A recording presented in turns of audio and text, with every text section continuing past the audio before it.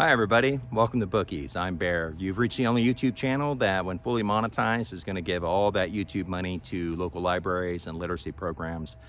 So if that's something that you are interested in doing, all you need to do to help is subscribe. So there's two things you should know about me. I really like to read across genre because I don't like to get in a rut and get bored with kind of reading the same novel over and over again. And that can happen if you only read one genre. And the other thing is I like to read seasonally. And today is Veterans Day in the United States of America. I'm a veteran. I was a Navy officer. And so I figured I would bring to you a novel that really speaks to the wartime experience. And the novel I'm speaking of is The Things They Carried by Tim O'Brien. This novel was a Pulitzer Prize winner, and it was also nominated as a finalist for Book of the Century by the New York Times. And also, in the United States, this novel is used in the advanced placement curriculum in high school. So advanced placement, for those of you that aren't American, advanced placement is essentially while you're in high school, you're taking a college level literature class. This book was included. And that can be surprising because generally with the subject matter of a wartime journal, you wouldn't expect that to win the Pulitzer Prize. You know, there are a lot of novels out there that relate the wartime experience, but most certainly some are better than others. And this is a really good one. There's two things you should know about this novel. The first is that it is semi-fictional. And what that means is the author wrote from his own wartime experience, but he provided some fictional material in there in order to provide a greater truth. O'Brien is trying to reach underlying truths, and that's why this is literature and not just a wartime journal. The other thing you should know is that it's a series of short stories. However, there are common threads that go through each one of them, and those common threads are the characters. At least in each short story, at least one of the characters that you would be familiar with from the prior short stories will appear. And that provides a cohesiveness behind the novel. So who is the author, Tim O'Brien? Tim O'Brien was drafted into the Vietnam War at the age of 19 in 1968. The Vietnam War was a war he didn't believe in, and at that time it was increasingly becoming unpopular in the United States. And what were the things they carried? There's a story in here by which Tim O'Brien describes the things they carried. And he begins with the necessities, you know, all those things that you need for combat. And also the things that soldiers carried with them from home. Little bits of Americana, like sparklers you would light on the 4th of July. They carried talismans, little superstitious trinkets in their pockets that would give them comfort. They carried themselves. They carried their hurts, their wounds, their psychological trauma. They carried the ghosts of the past and the present with them into combat. These are the things they carried. And throughout the novel, O'Brien keeps coming back to this haunting theme, the things they carried. I want to highlight one of the stories because it's indicative of what you're going to find when you read the whole novel. And the story is On the Rainy River. And in this story, the author is the protagonist, and he gets his draft notice, so he knows he's going to war.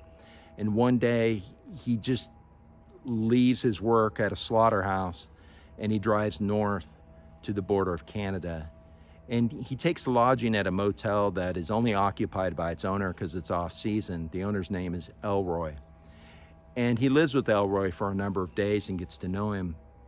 And without saying that he is considering crossing the river and going into Canada to avoid a war that he doesn't believe in, and frankly that he's afraid of, he doesn't mention anything, and he just takes the time to ponder it. But you get the sense that Elroy understands why he's there, and Elroy gives him the opportunity.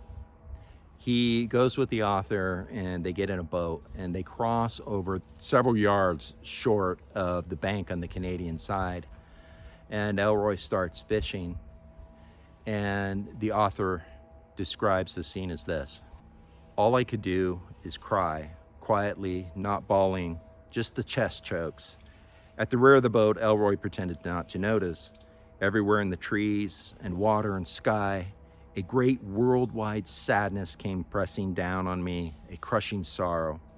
And what was so sad, I realized, was that Canada had become a pitiful fantasy, silly and hopeless. I understood that I would not do what I should do. I would not swim away from my hometown and my country and my life. I would not be brave. My whole life seemed to spill out into the river, swirling away from me everything I had ever been or ever wanted to be. I couldn't stay afloat. I couldn't tell which way to swim. I saw my parents calling to me from the far shoreline. I saw my brother and sister, all the townsfolk, and all my old teachers, girlfriends, and high school buddies. They were all whooping and chanting and urging me towards one shore or the other. I saw a slim young man I would one day kill with a hand grenade. I tried to will myself overboard. I felt myself blush. I couldn't endure the mockery or the disgrace or the patriotic ridicule. It had nothing to do with morality, embarrassment, that's all it was.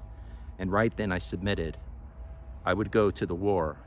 I would kill and maybe die because I was embarrassed not to. As you can tell, this prose is rather stunning because of its honesty and how much of this story is fictional and how much of it is real. It doesn't really matter because you shouldn't read this novel with that idea of trying to parse out which is which. Rather, try to understand the underlying theme and truth that O'Brien is giving us through the story. Fear, shame, cowardice speak truth louder than autobiography.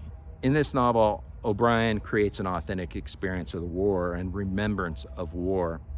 For its beauty in storytelling, I give it a 4 out of 5. If the subject matter of a war story doesn't appeal to you, then skip the novel. But if you're at least open to it, I'll leave you with this quote. A true war story is never moral. It does not instruct nor encourage virtue, nor suggest models of proper human behavior, nor restrain men from doing the things men have always done. If a story seems moral, do not believe it.